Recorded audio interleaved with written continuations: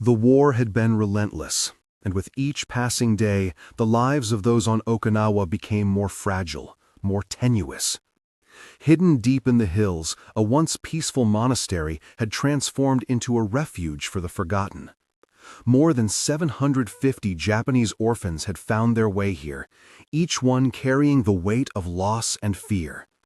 The walls of the monastery, once filled with prayer and solace, now echoed with the soft cries of children and the silent mourning of the elderly who had taken shelter with them. They had fled the cities, the towns, the villages that had been bombed and burned, seeking a place to hide from the relentless chaos of the outside world. For the children, this monastery was all they had ever known. Some had been too young to remember their parents. Others had lost them in the chaos of the war. There was no warmth left in the world outside these walls, only the cold, harsh reality of survival. The days seemed to stretch into one another, an endless blur of waiting. The sound of footsteps outside the monastery only brought fear, and the faintest noise could send them into a frenzy, convinced that the war had finally found them here. Within the walls of the monastery, the air was thick with the scent of mold and smoke. There was no longer any food or clean water, only the remnants of what had once been. The children, their bellies hollow from hunger, had learned to survive by foraging for whatever scraps they could find in the nearby woods. Old rice, bits of stale bread, and even the occasional root or mushroom became their only sustenance. But it was never enough. The fear of starvation gnawed at them constantly, and the strong smelled of rot from their own bodies and the decaying remains of abandoned belongings that surrounded them. In the absence of food, the children had also lost their vitality. They were sickly, pale from malnutrition, their faces drawn and gaunt. They huddled together for warmth at night, lying close to each other on the cold stone floors of the monastery. The older children tried to care for the younger ones, sharing what little comfort they could provide. But even the children were beginning to lose hope. They had seen their friends fall ill, some never waking again. The adults, too, were struggling. The monastery had once been a symbol of peace, but now it was a shelter for those waiting for the inevitable, the end of their long suffering. There was no way out. They had been cut off from the outside world for weeks. Rumors of American forces pushing further into Okinawa were their only connection to the outside, but they had no idea what to believe. The fear of the unknown, of the enemy that could be just beyond the horizon, gripped them all. And yet, amidst the suffering and the constant wait, something remarkable happened. Despite everything, there was still a semblance of community among them. The elders, who had seen much in their lifetimes, continued to keep track of the days, reminding the children of the simple rituals of life, prayers, stories, and songs. In this dark and suffocating place, where hope seemed to be fading with each breath, the children held on to something. It wasn't much, but it was enough to keep them going. They waited, uncertain of what would come next, uncertain whether they would survive another day. They had no choice but to hold on, to believe that somewhere, out there, someone might come to their rescue. And as the days turned into weeks, they realized that the only thing they had left was each other. Though the monastery had become a sanctuary of desperation, there was still a flicker of humanity among the ruins. Despite the fear and the hunger, the children shared what little they had. The older ones would find whatever scraps they could gather, while the youngest would clutch their tattered toys, clinging to memories of a life that seemed so far away. The adults, too, did what they could, sharing their remaining strength to keep the children alive, to keep them hopeful for the impossible. And for a moment, in the depths of their misery, they all found something to hold on to, a bond that kept them from slipping into total despair. The monastery was not just a shelter, it had become their home. And in this new life, forged by war and loss, the children learned that survival didn't just mean living, It meant holding on, even when there seemed to be nothing left. Their world had shrunk to the walls of this crumbling building, but it was still a world they knew, a world they could endure.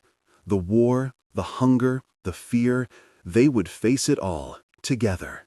The war had raged for months, and for the children in the monastery, it felt as though time itself had come to a halt. They had no idea what was happening beyond the walls of their sanctuary. The only thing they knew was the routine of hunger, fear, and waiting. They had been forgotten by the world, left to live and die in isolation. The sound of artillery in the distance had become a constant reminder of the violence that lay beyond. But here in their crumbling refuge, they clung to the flicker of hope that had not yet extinguished. In the early days of June, a faint murmur of hope reached their ears. American forces had begun pushing deeper into Okinawa, advancing rapidly in their campaign. The children, who had lived in the shadows of their own fear, barely understood the significance of these words. For them, it meant nothing more than a whisper of change, a distant promise of something better. But as the news spread, even the faintest possibility of salvation began to shift the air in the monastery. In the stillness of their hidden lives, a group of American soldiers made their way toward the monastery. These men had been trained for combat, for survival in the harshest conditions, but nothing in their training could prepare them for what they were about to encounter. They had been tasked with clearing out pockets of resistance in the area. But as they came closer to the monastery, they noticed something unusual. No signs of soldiers, no barricades, no enemies. Instead, there were signs of abandonment, of people who had hidden themselves away, trying to survive. Captain Robert Harris, the leader of the small reconnaissance team, signaled for his men to stop as they approached the dilapidated structure. The air was thick with dust and the scent of decay. His men moved cautiously, weapons raised, but they saw nothing. No hostile forces, no ambush waiting in the shadows. Just the eerie silence of a place abandoned by time. But as they circled the building, they noticed movement, a small figure darting between the cracked walls. It was a child, and then another, and another. Slowly, they realized what they had found. The children had been hiding in plain sight, watching the soldiers from behind broken windows and walls, unsure of whether to trust the strangers or fear them. The soldiers were equally cautious, not knowing if this was some kind of trap. But the sight of these malnourished, terrified children was impossible to ignore.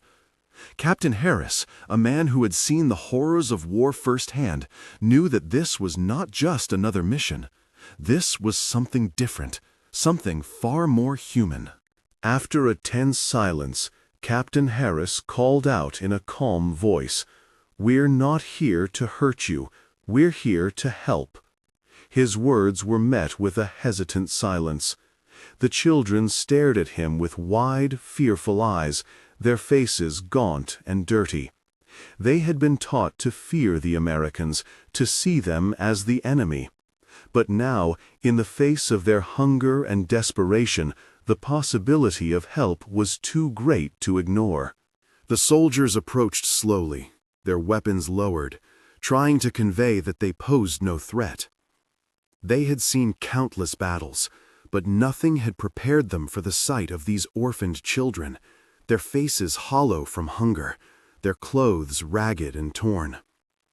One of the soldiers, a young medic named Private Miller, stepped forward cautiously, offering a small packet of food, a piece of bread and a tin of beans. "It's not much," he said softly, "but it's something."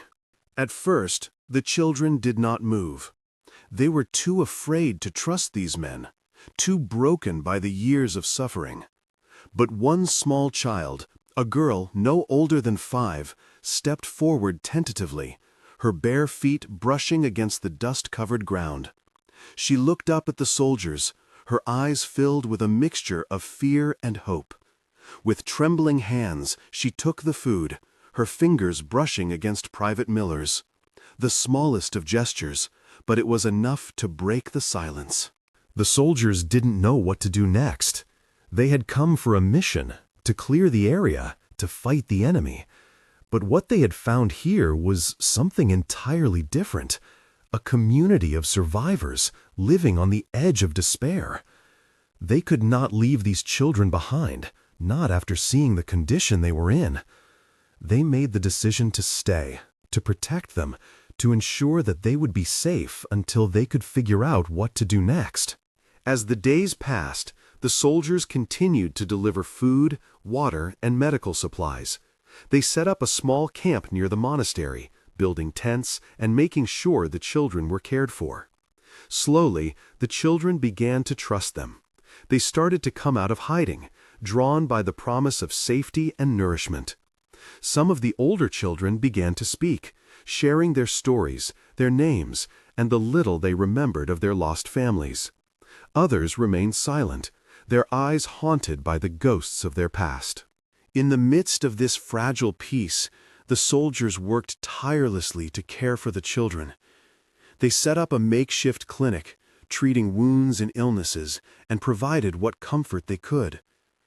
They had seen the worst of humanity, but here, in this broken monastery, they saw something else: resilience, hope, and the chance for redemption. For the first time in a long while, they realized that what they were doing mattered more than any battle they had fought. The children, too, began to change. The once muted faces began to show signs of life, of hope.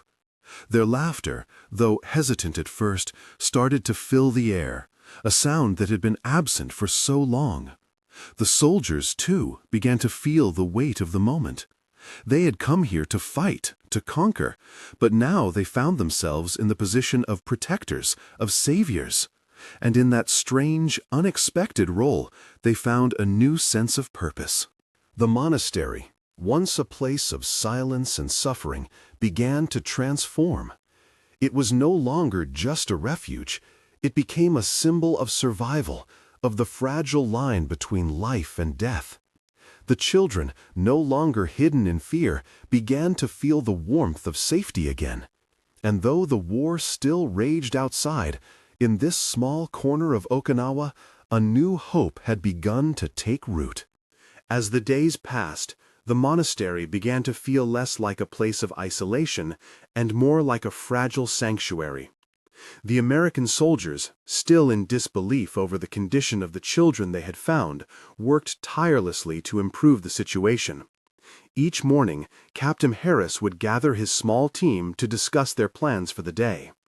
They knew they couldn't stay forever, but for now, they had one goal: to ensure the children were safe and cared for. They had no clear idea of what would happen next, but in this moment, their duty was clear: to protect these vulnerable lives at all costs. In the beginning, there was a palpable tension. The soldiers were wary of the children, unsure of how to communicate, how to bridge the gap that war had carved between them. And the children, having been raised to fear the Americans as the ultimate enemy, were equally wary. Yet, as the days wore on, a tentative trust began to take root.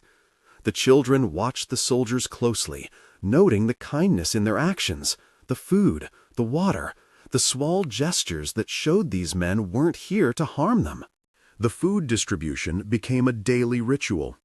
At first, the children were hesitant to approach the soldiers, unsure if the offer of food was genuine or a trap. But as they saw the consistency of the soldiers' actions, the children began to take tentative steps toward them. The older children, more accustomed to the world outside the monastery, began to take the lead, showing the younger ones that it was safe to accept the food and care being offered. Slowly, the soldiers and the children started to form an unspoken bond, one based on the fundamental human need for survival. As more and more children came forward, the reality of their plight became even more apparent.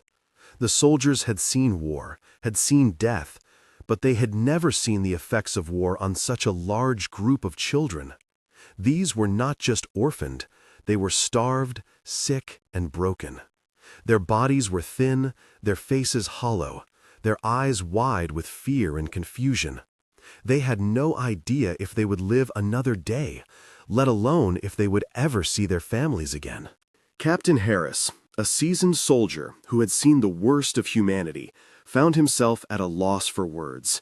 He had led his men into countless battles, but this felt different. This wasn't about fighting an enemy. It was about healing, about mending the pieces of lives shattered by the violence of war. He knew that in order to rebuild trust with the children, they had to see the soldiers as more than just strangers with food. They had to become something more, something that represented safety and hope, not destruction. The soldiers began to take turns speaking with the children, sitting with them in small groups, trying to learn their names and stories. Some of the older children were willing to share what little they remembered of their families, names, places, faces, all fragments of lives torn apart by war. Others remained silent, their eyes distant, lost in the fog of trauma. But the soldiers didn't push them to speak. They simply sat with them, offering what comfort they could, whether it was a warm meal or a few words of reassurance. One afternoon, as the soldiers were handing out food, a young boy approached Captain Harris, his eyes hesitant but determined. The boy, no older than 8, held a small piece of paper tightly in his hands. It was crumpled and worn, the edges torn, but it was a symbol of something important, a connection to the past. The boy handed the paper to Captain Harris, who carefully unfolded it. It was a drawing, a child's crude depiction of a family, mother, father, and 2 children, smiling and holding hands. It was a simple drawing, but it spoke volumes. The boy had drawn his family, and he wanted to believe that they were still out there, that they hadn't been lost forever. Captain Harris looked down at the drawing and then back at the boy, his heart heavy with empathy. He knew that this small gesture, this simple act of hope, meant everything to the child. He smiled gently, nodding in recognition, and placed the drawing in his pocket. It was a small gesture, but it was a promise. The soldiers would do everything they could to reunite these children with their families. It wasn't just about survival anymore. It was about restoring their dignity, their hope, their future. That night, as the sun set over the monastery, the soldiers gathered around the campfire, exhausted from the day's work. The children, now somewhat more comfortable in their presence, gathered around the fire as well, listening intently as one of the soldiers, Private Miller, told a story. It was a simple story about a boy who overcame great obstacles to find his way home. The children listened in silence, their wide eyes fixed on the soldier. It was a story of hope, of perseverance, and of the belief that no matter how dark things seemed, there was always a way forward. As the fire flickered and the night deepened, Captain Harris sat quietly, looking at the children and the soldiers who had become so much more than just their rescuers. They were protectors, healers, and for the first time in a long time, they were a source of hope. Captain Harris knew that they had only just begun this journey, that there was still much to be done. But in this moment, as the children slept under the stars, surrounded by the soldiers who had pledged to protect them, he felt a glimmer of something he hadn't felt in a long time: hope. In the morning, the soldiers would continue their mission, searching for the families of the children, ensuring their safety, and working tirelessly to restore what had been lost. But for now, as they sat around the campfire, there was a brief, quiet moment of peace. The future was uncertain, but for the children and the soldiers alike, it was a future they would face together, step by step. The days passed slowly, but with each one, the bond between the soldiers and the children grew stronger. It was a bond that had been forged through necessity, but it was becoming something more, something that transcended the reasons they had first come together. The soldiers, who had initially been sent to secure the area and clear out any remaining resistance, now found themselves in a different role. They were no longer just soldiers. They had become caregivers, protectors, and in some ways, surrogate family. They had seen the worst of humanity in the trenches, but now they were witnessing something different, the resilience of the human spirit, even in the most desperate circumstances. Captain Harris stood on the edge of the small camp one evening, looking out over the children who had gathered near the fire.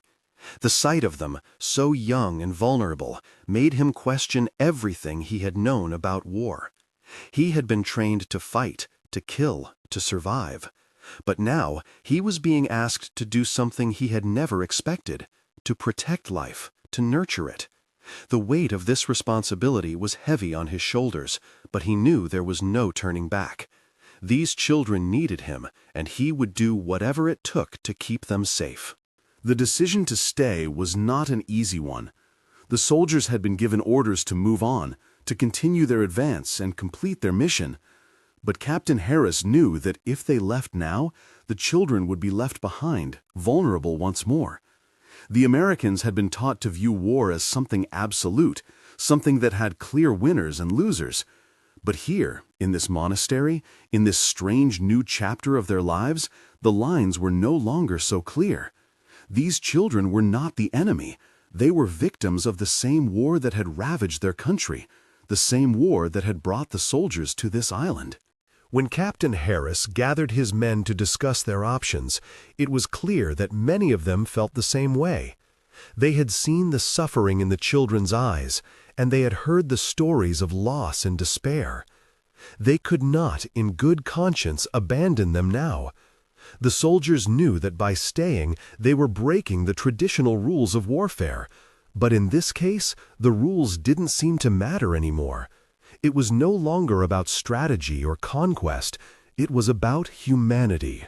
The decision to remain meant more than just staying behind. It meant organizing the camp, setting up more permanent structures to protect the children and make them more comfortable. The soldiers worked together to construct tents from the materials they had, using tarps and any scrap of wood they could find. They cleared away the debris and began building a small makeshift school, hoping to give the children some semblance of normality in a world that had been anything but. The soldiers knew it would take time, but they were committed to helping the children rebuild their lives, one step at a time. The first few nights were difficult. The children, who had spent so many weeks hiding in the dark corners of the monastery, had trouble adjusting to the relative safety of the camp. They were frightened by the sounds of the soldiers moving about, by the crackling of the fire, and by the strange new routines that had been forced upon them. But slowly they began to relax. They saw the soldiers as more than just soldiers. They saw them as guardians, as individuals who cared for their well-being. As the days turned into weeks, the soldiers found themselves forming a strange kind of family. They taught the children simple things: how to wash their hands, how to take care of their belongings, how to find joy in the small moments. They even began to teach them English, using broken words and gestures to communicate. For the first time in what seemed like forever, there was laughter in the camp. The children, who had once been so withdrawn and afraid, began to play, to smile, and to hope. Despite their growing bond, there were still challenges ahead. The soldiers knew that they could not stay at the monastery forever. Their mission was still unfinished, and there were other civilians on the island who needed their help. But the longer they stayed, the more difficult it became to imagine leaving. The thought of leaving the children behind, of sending them back into the uncertainty of war, was something none of them were prepared to face. They had become attached to these children, and the thought of walking away from them felt like a betrayal. In those quiet moments, when the soldiers weren't working or caring for the children, Captain Harris would sit by the fire, staring into the flames. He thought about his own family back home, about the life he had left behind when he enlisted. He thought about the future, about what kind of world they would return to after the war was over. And in those moments, he realized something that had never been so clear to him before. This was not just about survival. It was about making a difference, no matter how small. The decision to stay had changed everything. It had changed the soldiers, it had changed the children, and it had changed the mission. It was no longer about conquering the enemy, it was about protecting the innocent, about offering hope in the face of despair. The war would continue, and the soldiers knew that their role in it would eventually come to an end. But for now, they had a new purpose: to ensure that these children, who had lost so much, would have a chance at a future. The decision to stay, to protect the children, had been made, but the reality of that choice was beginning to settle in. Captain Harris and his men were now faced with the challenge of making the monastery camp not just a temporary refuge, but a place of hope and recovery. The soldiers, though weary from months of combat, threw themselves into the task. They constructed more tents, fashioned makeshift beds from straw and fabric, and created a semblance of order in the chaos. But no amount of preparation could shield them from the underlying difficulty. Time was running out. The war was still raging, and while they had found a moment of peace in this small corner of Okinawa, the world outside was far from forgiving. One of the hardest parts of the soldiers' new responsibility was the constant reminder of how fragile the situation was. While the children began to adjust to the routine of daily life, many were still haunted by their past. For weeks, they had lived in terror and uncertainty, and though they were now being fed and cared for, the scars of their experiences ran deep. Some of the older children started to speak more freely about their losses, their parents, their villages, the world they once knew. Others remained silent, their eyes distant and unseeing, as though the weight of their trauma had yet to be fully realized. The soldiers did what they could to ease the children's pain, but they were not trained to deal with such profound psychological scars. They tried to provide comfort by playing games with the younger ones, teaching them simple tasks, and even starting to introduce lessons in basic English.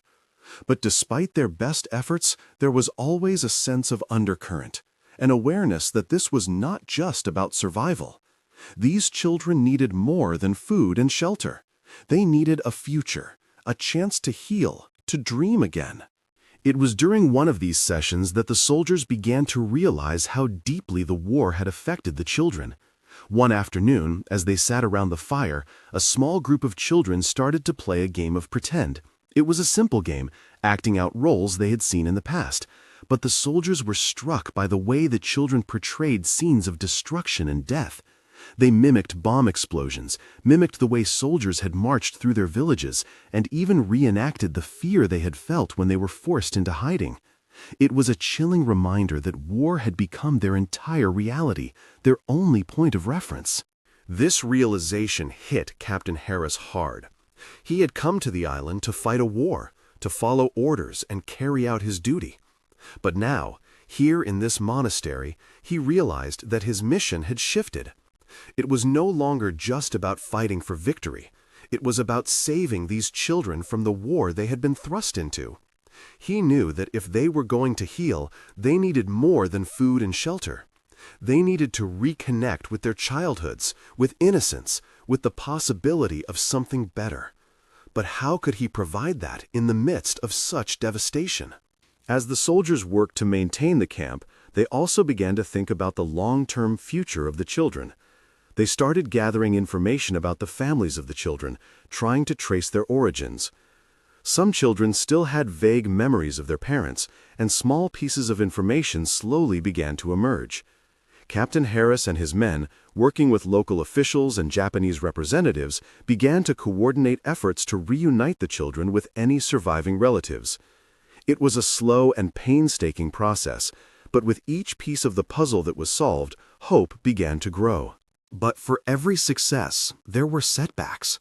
Some of the children's families had been lost in the chaos of the war, and the search for them proved to be nearly impossible. Some families had been scattered across the island, others had perished in the fighting. The soldiers, who had started with so much optimism, began to feel the weight of their responsibility. Every time they managed to find a relative for one of the children, it was a triumph. But for every child who was reunited with their family, there were many more who had no one left to claim them. One evening, as the sun dipped below the horizon, Captain Harris sat alone by the fire, staring into the flickering flames. He thought about the soldiers who had been lost, the battles they had fought, and the families who had been torn apart by the war. And he thought about these children who had never known a life without war. He wondered what kind of world they would grow up in, what kind of future they could possibly have after everything they had been through. He had promised them safety, security, and hope, but could he truly deliver that? Could any of them? In the days that followed, the soldiers continued their work with renewed determination. They would not give up on the children, no matter how long it took. They understood that healing would take time, that it was a process that could not be rushed. The children would need time to regain their trust in the world, to rebuild the sense of normalcy they had lost. And even if the families couldn't be found immediately, the soldiers knew that they would provide what they could in the meantime, a temporary family, a sense of belonging. Captain Harris made a promise to himself that he would do everything in his power to ensure that the children were given the chance to live, to grow, and to find happiness again. They had survived the worst of humanity, and now, with the soldiers' help, they would survive the aftermath.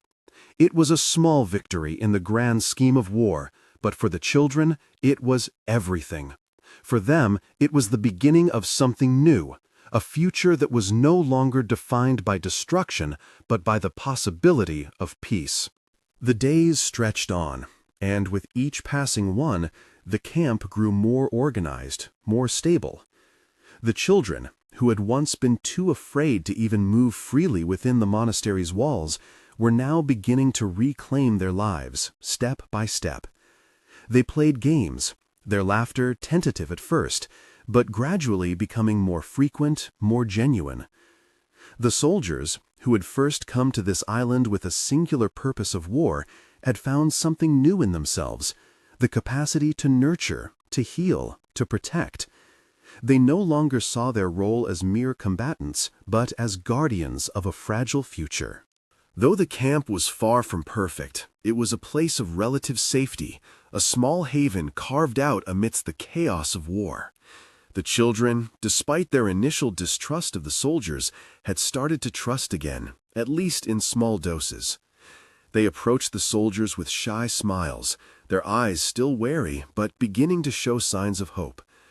The soldiers, in turn, treated them with a gentleness that came from something deeper than duty, something that had grown out of their shared experiences. They had all faced death in one form or another, but now they were facing something new. Life. Despite the progress they had made, there was still much to do.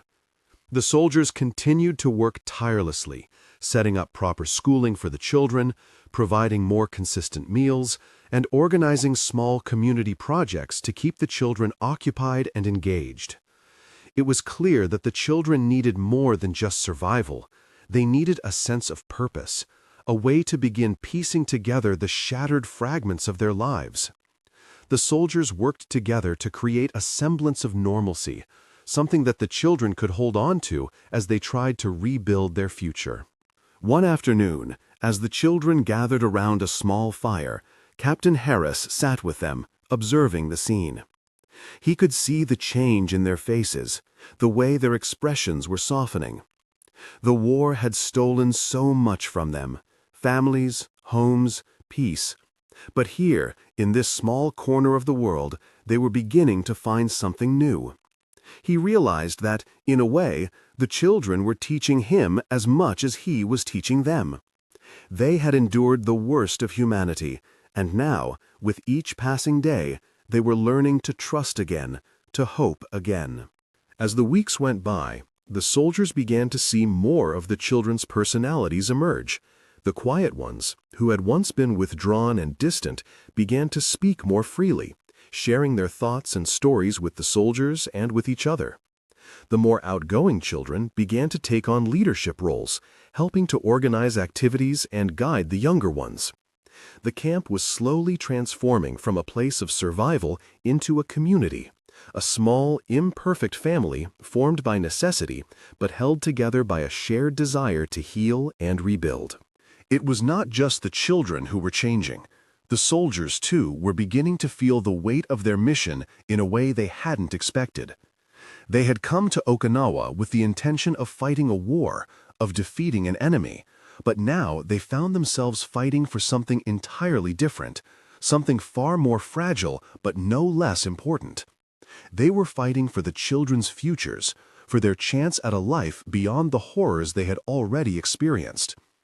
In doing so, the soldiers found a new sense of purpose, one that transcended the battlefield and reached into the realm of compassion and human connection. Despite the ongoing threat of the war outside, the camp began to feel like a place of refuge, not just for the children, but for the soldiers as well. In the evenings, as the sun dipped below the horizon, they would gather around the fire together, soldiers and children alike, sharing stories, playing games, and simply enjoying the rare moments of peace they had created. It was a strange peace, born from the rubble of war, but it was peace nonetheless. For a brief moment, it seemed as though the world outside had disappeared, leaving only this fragile community behind. The soldiers knew that they could not stay forever. The war was still ongoing, and their mission was far from complete. But in those quiet moments, as they watched the children laugh and play, they knew that they had made a difference.